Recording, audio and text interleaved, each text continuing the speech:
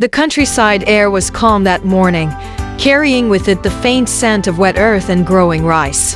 The wide green fields stretched endlessly under a soft, hazy sky, and a narrow dirt path wound through them like a forgotten ribbon. On that path stood a strange and colorful vehicle, a machine that looked part bicycle, part cart, and part dream. Its wooden frame was painted with bright stripes of yellow and blue, and its wheels creaked as though they were not quite sure how to turn. At the front of this curious invention stood a tall black and brown dog, strong and alert, with a thick yellow robe tied loosely around his neck.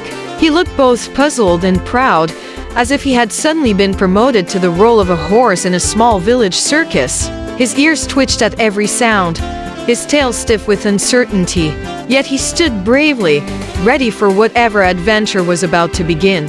Seated on the cart were two people dressed in outfits that sparkled under the pale morning light. The man wore a golden tunic, his chest decorated with glittering necklaces, and on his head sat a tall red wedding turban. He gripped the handlebars of the cart with one hand, while the other waved a bright green stick in the air, as if commanding a royal parade. Beside him sat a woman in a red sari trimmed with gold. Her jewelry clinked softly, and her hands fluttered with nervous energy. Her eyes were wide, her lips parted in both surprise and laughter. Their names were Marcus and Emily. They were not villagers by birth, but they had always loved the quiet charm of the countryside. Today, however, was no ordinary visit. Today was the filming of episode 309 of the show that had unexpectedly captured millions of hearts, exclusive trending comedy video 2025. The idea for this episode had started simply. The production team wanted something that would make people laugh but also feel the warmth of a rural morning.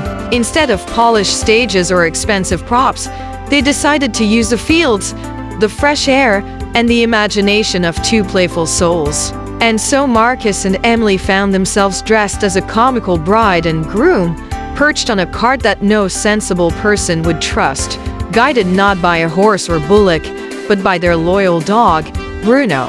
The scene opened with Marcus pretending to be a nervous groom. His eyes darted side to side, as if wondering whether this strange vehicle would carry him safely to his new home.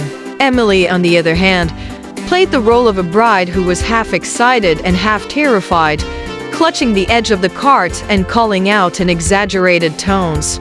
Bruno, though, was the true star. The camera lingered on his puzzled expression, on the way he tugged gently against the rope as if asking, "Are you sure about this?" His legs shifted, his head tilted, and his mouth opened in what looked suspiciously like a grin. The problem was simple and relatable.